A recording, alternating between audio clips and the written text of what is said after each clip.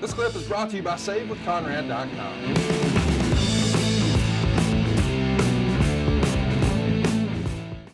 Hunter's going to get his first real program with Henry Godwinn. Of course, this is classic wrestling storytelling, I guess. You've got the aristocrat versus the hillbilly or the pig farmer. So it's a natural. And Hunter is really sort of the prototype of a Vince McMahon-esque character in this era. But of course, deep down inside, Vince probably thinks of himself as a redneck growing up in North Carolina. So this is sort of before and after Vince McMahon, but Hunter is probably what Vince imagined a wrestler was supposed to look like. As you said, 6'4", 270 pounds, bodybuilder physique. Mm-hmm. That's Vince's deal all day. Yeah, all day long. That hog farmer angle, I remember we were in Hershey, Pennsylvania, and we had that match in the hog pen. And of course, I had to put on waders, boots. Of course, it's imperative that I get in the hog shit that would have been about knee deep and do an interview, because I knew what the upshot was that was going to be. JR going into the hog shit, and which would entertain Vince. The talents, Triple H didn't really buy into that. I never took the bump into the hog shit. I got some hog shit on me. You got hog shit on you? Yeah. Okay. Yeah. But they thought the comedy didn't fit their presentation. Right. And it didn't. The comedy was booked to embarrass me. Quite simply. You understand that? Yes. So, but they didn't. Henry Godwinn didn't like it. He liked it better than Hunter, but Hunter wanted to get over. He wanted him to get over, or the match to get over, and not the announcer who had waddled his way into the hog pen. And he had good logic, and so I got messed up. I got messy, but I didn't get submerged as Vince would have loved. Because I remember when I came back through the gorilla position, you could see that he was a little disappointed that my fait accompli did not include a face and a mouthful of hog shit. One of the downsides of working with a pig farmer is you're going to wind up working house show loops with them. And unfortunately, we're trying to send the fans home happy. And more often than not, that means you're going to wind up getting slopped. So there's a slop bucket that the pig farmers bring to the ring with them. And old Henry O is going to make sure that Hunter gets redecorated before he goes to the back. And when you're making towns and probably washing your gear in the sink back at the hotel, that's what we would call less than ideal. Fair to say, Jim? Yeah, it was challenging, but he hung in there. Yeah. A lot of guys would have had it in today's world, they'd have an HR issue. Right. And not saying WWE didn't have an HR department back in those days, but it certainly wasn't as refined as it is now. But he was a good soldier. He gutted it out, and like you said, the common sense stuff. He had to wash that mud and hog shit off of him every night.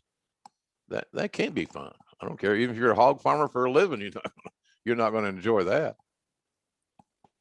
So at Survivor Series, Helmsley's going to tag with Jerry Lawler, King Mabel, and Isaac Yankem. Now, Lawler's the top guy. Say what we will about King Mabel or Isaac Yankem as characters, but they're going to take on Fatu, Henry O. Godwinn, Savio Vega, and The Undertaker.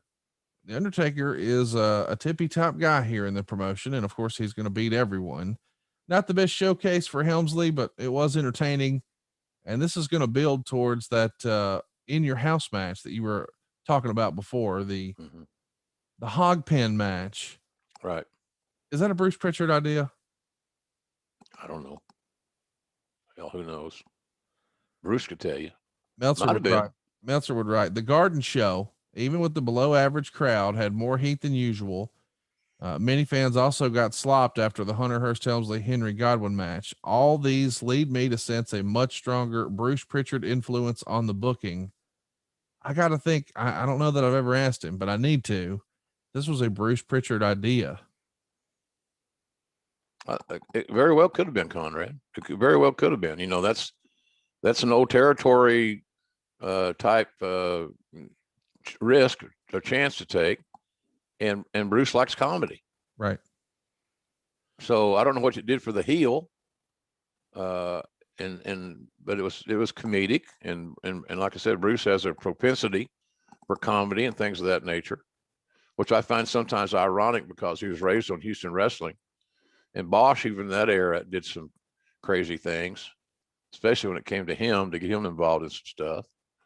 So, but it's always surprised me just a little bit that Bruce didn't go down the blood and guts route more, and always had something funny. And I think that was a lot of, in the WWE, that was a lot of the influence that Pat Patterson had on Bruce's thinking and his philosophy, because Pat had a great sense of humor, and Pat was always looking to find some ha-ha in whatever he was working on in a big way. That's why in the Royal Rumble, when Pat was laying out the Royal Rumble back in the day, there's always going to be a spot. You can look back on any of them, folks, some of those Royal Rumbles that Patterson booked, there's always going to be some comedy somewhere along the way. And that was Pat's style, which again was an expression of his creativity, because he was raised on Roy Shire booking in San Francisco. And if anything, Roy Shire was not a comedic booker. He liked serious drama. So, but that Bruce, I wasn't going to get on a witness stand and say that Bruce didn't do that. He could have, and and it wasn't. I'm not saying it was a horrible idea either. It just was comedy when you're trying to get a top heel over. Let my family save your family some cash. You don't need perfect credit. You don't need money out of your pocket, but we will save you money. It's not a matter if, it's a matter of how much. SaveWithConrad.com. Let's also mention that the pay-per-view has a special guest referee for this hog pen match. Hillbilly Jim is going to come back. Here's what Meltzer had to say of the match. Both of these guys worked hard, but the idea was to work the match down to behind the ringside area and throw the opponent into the hog pen for the win. It made everything in the ring lack any meaning. The finish saw Godwinn deliver his slop drop near the pin, then have Helmsley set up and go for a tackle, but Helmsley ducks and Godwinn goes into the pin and loses. Helmsley then got into a shoving contest with Jim, but Godwinn came back and press slammed Helmsley face first into the pin, and then body slams him into the pin. It was even more gross since Helmsley had a cut opened up on his back from taking a guardrail shot. Yep. A lot to unpack here, but man, if you got an open cut, an open wound, and now you're literally rolling around in mud and, well, supposedly shit. Mm-hmm. This is a major health risk now too. Yeah. Well, here's what that's the obvious. You're right. But the thing about it is that he did it. Yes, he did. He could have taken a bump, a slam, and landed on as a flat back, which would not have helped his back cut any.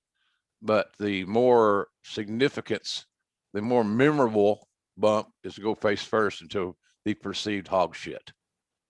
And that's what he did. And a lot of guys have said, oh, no, I'm not doing that.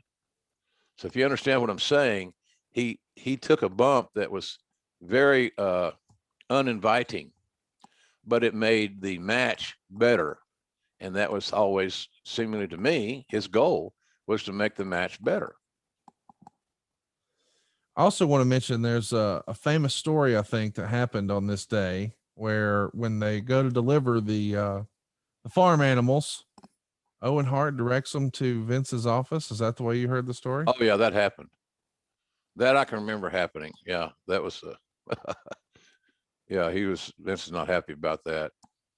And of course, everybody knew who did it, but nobody would talk. Vince knew who did it. Oh, and that was one of his best ribs, man. So Vince's office had the wonderful odor of untrained farm animals who were having trouble controlling their bowel movements in Vince's little office there at the TV. Hey, it's Conrad Thompson. Thanks for checking out the podcast here on YouTube.